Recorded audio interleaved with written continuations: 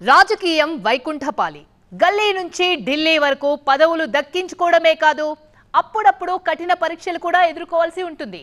ఆ ఎగ్జామ్లో పాస్ అవ్వకపోతే ఫ్యూచర్లో ఇబ్బందులు మామూలుగా ఉండవు. మరి సరిగ్గా ఇలాంటి పరిస్థితుల్లోనే ఉన్నారు అక్కడి ఉద్దండ నేతలు. త్వరలో జరగబోయే ఆ కీలక ఎన్నికల్లో ఫలితం ఏ మాత్రం కింద మీద అయినా పరిస్థితులు మరో రకంగా ఉండడం ఖాయం. అందుకే ఆ కీలక నేతలు ఈ పోరును చాలా సీరియస్ గానే తీసుకున్నట్టు తెలుస్తోంది. ఇందుకే ఎవరా నాయకులు, ఏంటా కథ?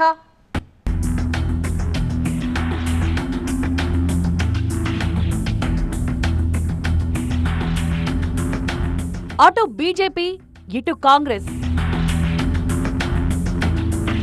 కీలక నేతలకు సవాల్గా ఎమ్మెల్సీ ఎన్నికలు. కేంద్ర మంత్రులు పవర్ చూపిస్తారా? రాష్ట్ర మంత్రులు పట్టు నిలుపుకుంటారా? అసెంబ్లీ, పార్లమెంట్ ఎన్నికల తర్వాత తెలంగాణలో జరుగుతున్న గ్రాడ్యుయేట్, టీచర్ ఎమ్మెల్సీ ఎన్నికలు కీలకంగా మారాయి. టీచర్ల విషయాన్ని పక్కన పెడితే కరీంనగర్ పట్టభద్రుల స్థానంలో పట్టు సాధించేందుకు బీజేపీ, కాంగ్రెస్లు విశ్వ ప్రయత్నాలు చేస్తున్నాయి. ఇక్కడ త్రిముఖ పోరు ఉంటుందని మొదట భావించినప్పటికీ ప్రధాన ప్రతిపక్షం బీఆర్ఎస్ పోటీకి దూరంగా ఉండడంతో రెండు జాతీయ పార్టీలే నువ్వా నేనా అన్నట్టు తలపడుతున్నాయి. అయితే 4 ఉమ్మడి జిల్లాలు, దాదాపు 43 అసెంబ్లీ నియోజకవర్గాలను కవర్ చేసే ఈ పట్టభద్రుల స్థానం ఈసారి ఎవరి సొంతమవుతుందనే విషయం పక్కన పెడితే ఈ రెండు పార్టీల నుంచి గెలుపు బాధ్యతలను భుజాన వేసుకున్న నాయకులకు ఫలితం పెద్ద సవాలుగా మారబోతోంది. ఆ ప్రాంతం నుంచి అటు బీజేపీ తరపున 2 కేంద్ర మంత్రులు, ఇటు కాంగ్రెస్ తరపున పలువురు రాష్ట్ర మంత్రులు ప్రాతినిధ్యం వహిస్తోండడమే దీనికి ప్రధాన కారణం. కరీంనగర్ పట్టభద్రుల ఎమ్మెల్సీ కాంగ్రెస్ సిట్టింగ్ స్థానం. 2018లో ఘోర ఓటమి తర్వాత ఆ వెంటనే జరిగిన ఈ పెద్దల పోరులో అనూహ్యంగా జీవన్ రెడ్డిని బరిలో దింపింది హస్తం పార్టీ. ఆ స్థానాన్ని తన ఖాతాలో వేసుకుంది. అయితే అప్పుడు ప్రతిపక్షంగా విజయం సాధించిన కాంగ్రెస్ పార్టీ ఈసారి అధికార పక్షంగా ఉంది. దీంతో సిట్టింగ్ ప్లేస్ ను ఎలాగైనా దక్కించుకోవాలని ప్రయత్నిస్తోంది. ఆ దిశగా వరుస సమీక్షలు నిర్వహిస్తోన్న పార్టీ పెద్దలు గెలుపే లక్ష్యంగా పావులు కదుపుతున్నారు. సిట్టింగ్ జీవన్ రెడ్డిని కాదని ఆల్ ఫోర్స్ విద్యా సంస్థల అధినేత వి నరేందర్ రెడ్డిని అభ్యర్థిగా నిలిపిన కాంగ్రెస్ పోలింగ్ కు సమయం దగ్గర పడుతుండటంతో ప్రచార జోరు పెంచింది. ఇటు రాష్ట్ర స్థాయిలో టీపీసీసీ పెద్దలు సైతం వ్యూహ ప్రతివ్యూహాలు సిద్ధం చేస్తున్నారు. పీసీసీ కొత్త ఇన్ఛార్జ్ మీనాక్షి నటరాజన్ నేతృత్వంలో పీసీసీ చీఫ్ మహేష్ కుమార్ గౌడ్ అధ్యక్షతన ఇటీవల జూమ్ మీటింగ్ నిర్వహించారు. ఈ సమావేశంలో ముఖ్యమంత్రి రేవంత్ సహా ఎమ్మెల్సీ స్థానాల పరిధిలో ప్రాతినిధ్యం వహిస్తోన్న ఎమ్మెల్యేలు, ఎమ్మెల్సీలు, మంత్రులు పాల్గొన్నారు. ఎట్టి పరిస్థితుల్లోనూ సిట్టింగ్ స్థానాన్ని గెలిచి తీరాలని నేతలకు స్పష్టం చేశారు CM Revanth Reddy, PCC in charge Meenakshi Natarajan.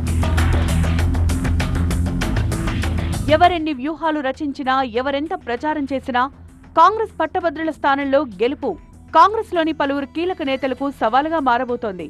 ముఖ్యంగా కరీంనగర్ పరిధిలోని మంత్రులు పొన్నం ప్రభాకర్, శ్రీధర్ బాబులకు ఈ ఎమ్మెల్సీ ఎన్నికలు ఇజ్జత్కి సవాల్ కాబోతున్నాయి. వీరితో పాటు మెదక్, వరంగల్ జిల్లాల నుంచి ప్రాతినిధ్యం వహిస్తున్న మరికొందరు మంత్రులు దామోదర్ రాజనరసింహ, సీతక్క, కొండా సురేఖలకు సైతం ఈ ఎన్నికలు పెద్ద సవాలనే చెప్పాలి. మంత్రులుగా ఉంటూ తమ పరిధిలోని ఎమ్మెల్సీ స్థానాలను గెలిపించుకోకపోతే రాజకీయంగా ఇబ్బందులు తప్పకపోవచ్చన్న అభిప్రాయం వ్యక్తమవుతోంది. అటు టీచర్ ఎమ్మెల్సీల విషయంలోనూ నల్గొండ నుంచి ప్రాతినిధ్యం వహిస్తోన్న మంత్రులు కోమటిరెడ్డి వెంకటరెడ్డి, ఉత్తమ్ కుమార్ రెడ్డిలకు కూడా పెద్ద ఛాలెంజ్ ఎదురు కాబోతున్నట్లు స్పష్టమవుతోంది. ఈ ఎమ్మెల్సీ స్థానాల పరిధిలో కాంగ్రెస్ ఎమ్మెల్యేలు సైతం భారీగానే ఉన్నారు కాబట్టి వారిపైన తీవ్ర ఒత్తిడే ఉండబోతోంది. అధికార పార్టీగా ఉండడమే కాదు, మంత్రులుగా రాష్ట్ర స్థాయి బాధ్యతలు నిర్వహిస్తుండడం వల్ల ఈ నేతల పొలిటికల్ భవిష్యత్తును రాబోయే ఫలితం ప్రభావితం చేస్తుందనే చెప్పాలి. అంతేకాదు, ఇదే పట్టభద్రుల స్థానం పరిధిలోని నిజామాబాద్కు చెందిన బొమ్మ మహేష్ కుమార్ గౌడ్ పీసీసీ చీఫ్గా కీలక బాధ్యతల్లో ఉన్నారు. అందుకే ఈ స్థానాన్ని గెలిచి తీరాలి అన్న కసితో ఎక్కడికక్కడ పనిచేస్తున్నారు ఈ ఉద్దండ నేతలు. పట్టభద్రుల స్థానాన్ని దక్కించుకునేందుకు కాంగ్రెస్ ను మించిన పట్టుతో ఉంది బీజేపీ. అందుకే వరుస సమీక్షలతో హడావుడి చేస్తున్నారు పార్టీ పెద్దలు. జాతీయ బీజేపీ ప్రధాన కార్యదర్శి సునీల్ బన్సాల్ నేతృత్వంలో బీజేఎల్పీ నేత మహేశ్వర్ రెడ్డి అధ్యక్షతన తాజాగా కీలక సమావేశం జరిగింది. ఎమ్మెల్సీ అభ్యర్థులకు, ఎమ్మెల్యేలకు దిశానిర్దేశం చేశారు నేతలు. రాష్ట్రంలో బీజేపీ గెలిచిన 8 మంది ఎమ్మెల్యేల్లో ఎక్కువ మంది కరీంనగర్ పట్టభద్రుల స్థానం పరిధిలోనే ఉండడం గెలిచిన 8 మంది ఎంపీల్లో 4 ఈ పరిధిలోనే ఉండడం ఆ పార్టీకి అదనపు బలం. అందుకే కాషాయ పార్టీ అభ్యర్థిగా బరిలో నిలిచిన అంజిరెడ్డి కాంగ్రెస్ అభ్యర్థికి ధీటుగా పోటీలో దూసుకువెళ్తున్నారు. మెదక్ ఎంపీగా రఘునందన్ రావు, నిజామాబాద్ ఎంపీగా అరవింద్, ఆదిలాబాద్ ఎంపీగా గోడెం నగేష్, కరీంనగర్ ఎమ్మెల్సీ పరిధిలోనే ఉన్నారు. ఇంతటి బలం ఉన్న చోట ఎందుకు విజయాన్ని చేజార్చుకోవాలన్న లక్ష్యంతో పనిచేస్తోంది కాషాయదళం. ప్రధానంగా కరీంనగర్ ఎంపీగా ఉన్న బండి సంజయ్ కేంద్ర మంత్రిగా ఢిల్లీ స్థాయిలో ఉన్నారు. సొంత ఇలాఖా కావడంతో ఇక్కడ గెలుపు ఆయనకు ఛాలెంజ్గా మారింది. ఎట్టి పరిస్థితుల్లోనూ గెలిచి తీరాల్సిన పరిస్థితి ఏర్పడింది.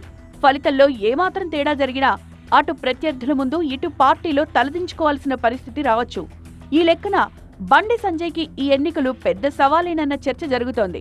ఇక రాష్ట్ర బీజేపీ అధ్యక్ష బాధ్యతలు మోస్తూనే కేంద్ర మంత్రిగా వ్యవహరిస్తోన్న కిషన్ రెడ్డికి కూడా ఈ ఎమ్మెల్సీ ఎన్నికలు కీలకం కానున్నాయి. అతి త్వరలో రాష్ట్ర బీజేపీకి కొత్త అధ్యక్షుడు రానున్న వేళ చివరిగా జరిగే ఈ ఎన్నికల్లో గెలుపు సాధించి మరింత గౌరవంగా తప్పుకోవాలని ఆయన భావిస్తున్నారు. ఇప్పటికే ఆయన నేతృత్వంలో అటు అసెంబ్లీ ఇటు పార్లమెంట్ ఎన్నికల్లో మంచి ఫలితాలు రాబట్టిన పార్టీకి పెద్దల పోరులో ఎలాంటి ఫలితం వస్తుందన్నదే ఆసక్తి రేపుతోంది. మొత్తానికి అటు కాంగ్రెస్లోనూ ఇటు బీజేపీలోనూ ఉద్దండులకు పరీక్ష పెట్టబోతున్నాయి ఎమ్మెల్సీ ఎన్నికలు. మరి ఈ పరీక్షలో ఎవరు పాస్ అవుతారో చూడాలి.